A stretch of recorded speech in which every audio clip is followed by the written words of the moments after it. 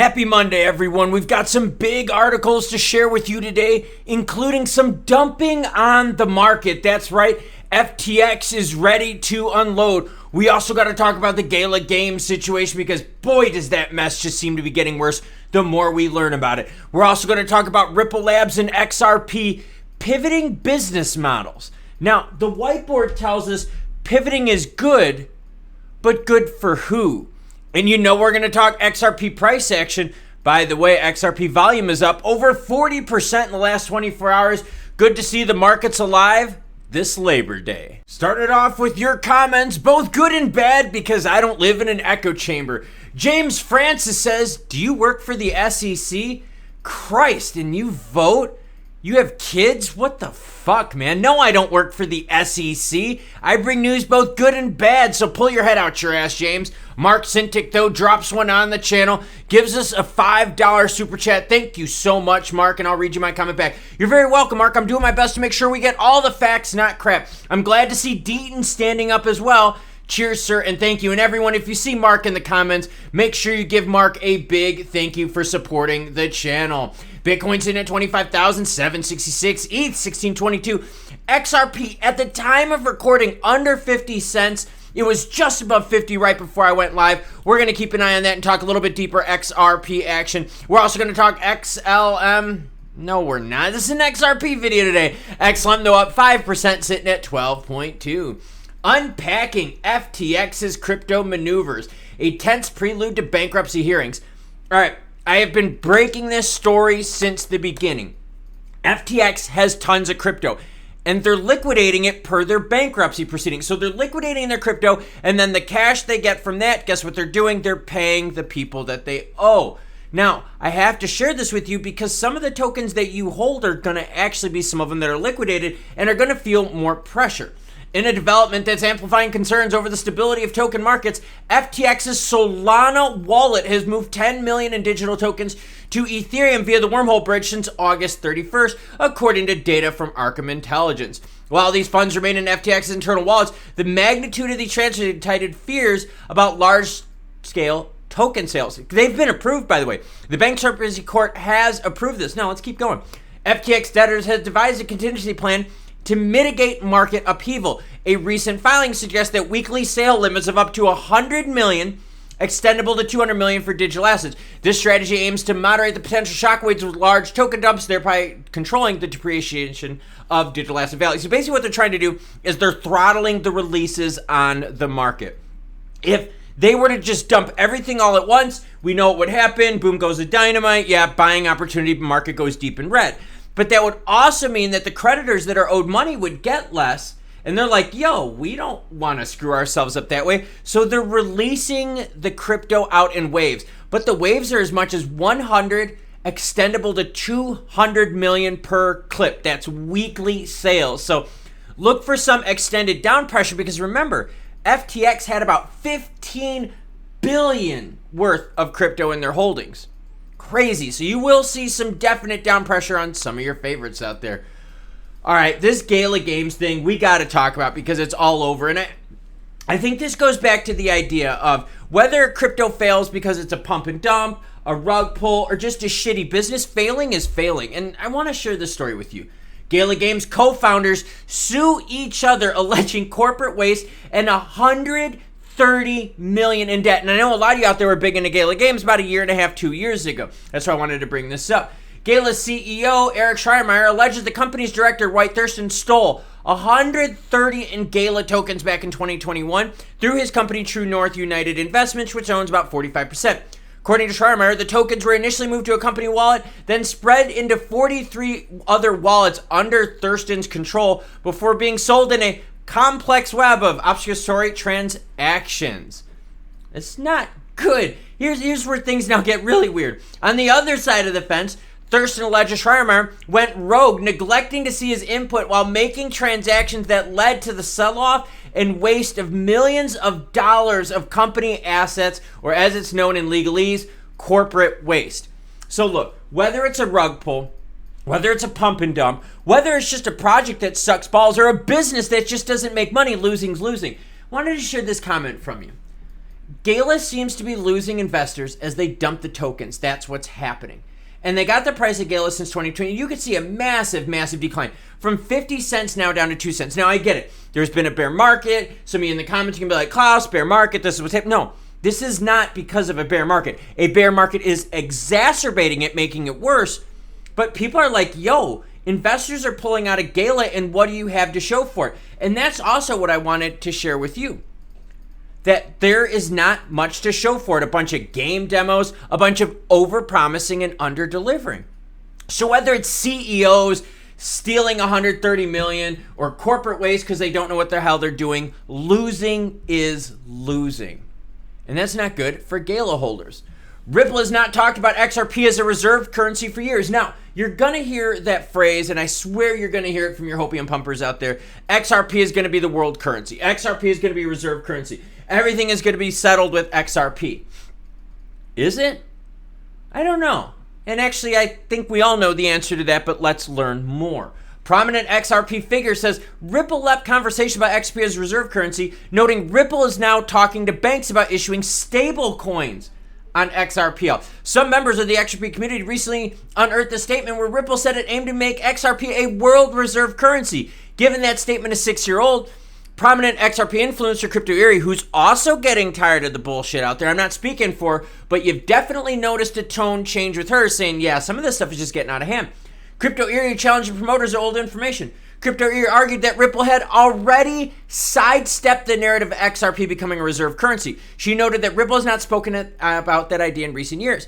So even she's like, look, they've pivoted. Stop bringing this crap up. Stop creating this hopium bullshit that is 6+ years old, and they're not talking about it. So whiteboard, right? Pivoting is good. Yes, pivoting is very good, because if a business is not able to make money with a certain direction, they need to pivot, do something different in order to make money on a new direction. Pivoting is bad, though, if you are a believer that XRP would be a reserve currency, a world currency. Here is that tweet, and I wanted to share it with you.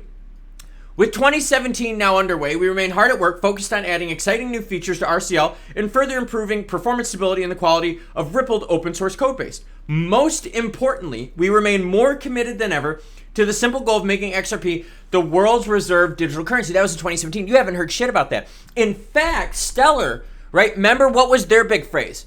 We're here to help the un- and underbanked. Now you don't hear anything about that. They pivoted. And what a lot of people are worried about is, wait a minute, does that mean you're ditching XRP? Does that mean you're ditching XLM? They're pivoting. They're not doing what's best for XRP or XLM holders. They're doing what's best for their private investors. And that's not XRP and XLM holders. That's done on a whole different level. That's people that bought into the company through private offerings. So you got people out there still holding on to this, and that's what bugs me. Because you still have influencers out there saying XRP is going to make this a world currency. XRP is going to make this a reserve currency. No. They've completely pivoted from that, and people need to get off that hopium BS and, again, make things more realistic. Again, look, it gets back to this. You want crypto to start moving, you got to get rid of all this hopium crap. You got to get rid of world currency, reserve currency. Everything is going to be moved on XRPL. BRICS is XRPL. 40,000 buyback. All that sets expectations way the F up here.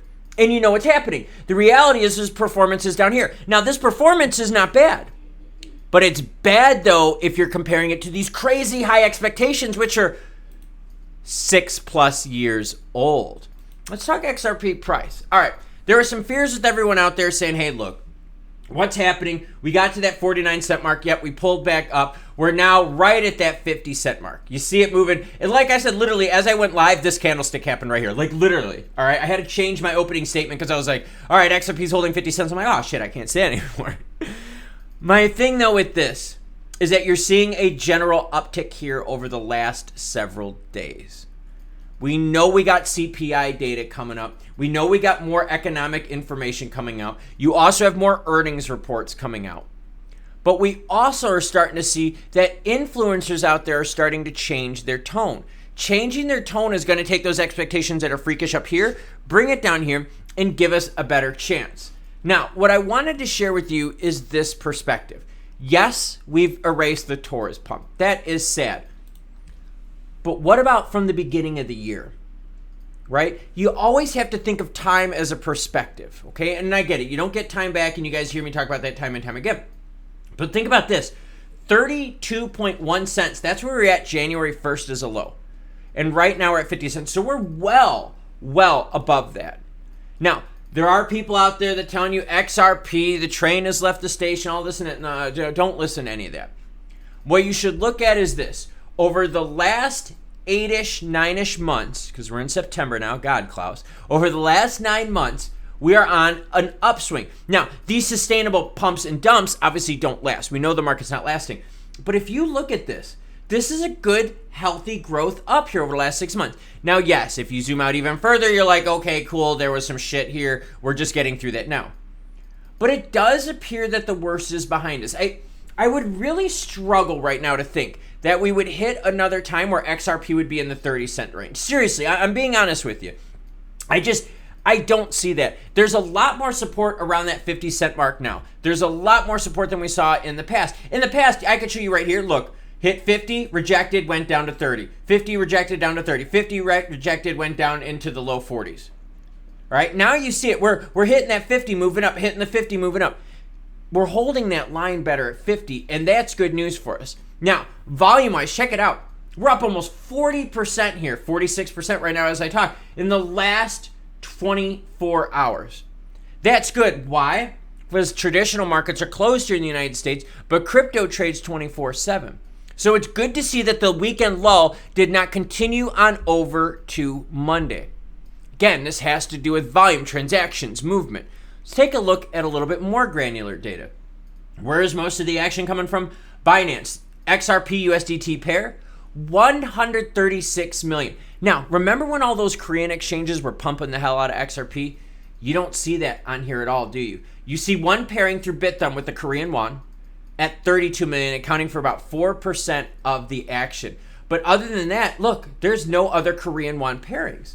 So XRP price-wise is holding up fairly well here, especially in the near term, without the pumps from the Korean market. Now, we start getting the pumps from the Korean market while we're maintaining 50, and we start getting some more liquidity involved and injected from the United States.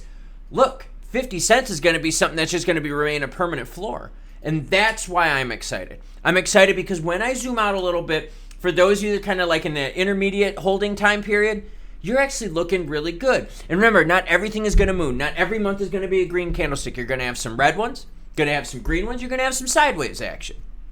But the idea is, can we constantly just step up and improve time and time again? So yes, I truly believe that the worst is behind us. I don't think you're going to see any more 32-cent XRP. Now, if you do, comment down below and let me know. Are you buying on that action? You know, I thought I was a spy, and now I'm being accused of working for the SEC. Who is it that I work for? I actually work for you, and that's why you should hit the subscribe button, because yeah, I said, I bring good news and bad. Now, the Gala Games thing, look, that's a bad situation, and I don't care what you want to label it. Seriously, failed venture. Honestly, failed venture. Doesn't matter if they're rugged internally or this and that. You got two high-level execs out here battling each other, both accusing each other of screwing up company funds. Dude, that's not good at all, period. It doesn't matter what side of the story is right. Both sides of the story in this case are bad. You also got FTX out there planning on dumping 100 to 200 million worth of their crypto holdings every week. So look for some sustained down pressure.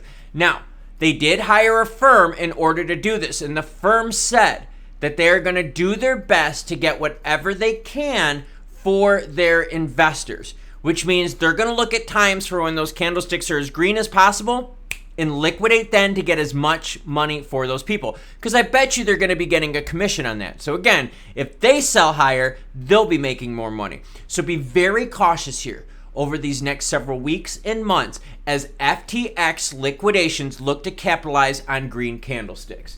And the whiteboard.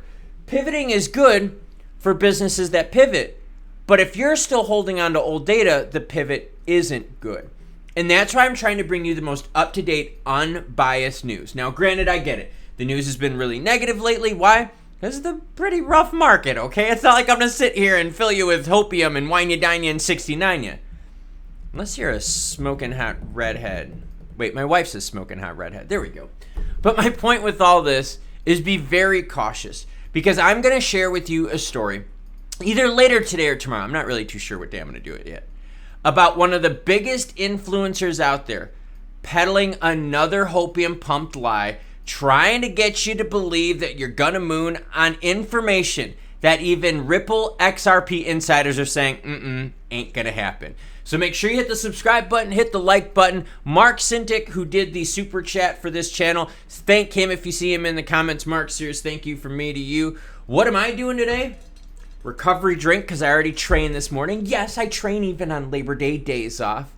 You cool cats, though, have a great rest of your day, and I'll see you later today.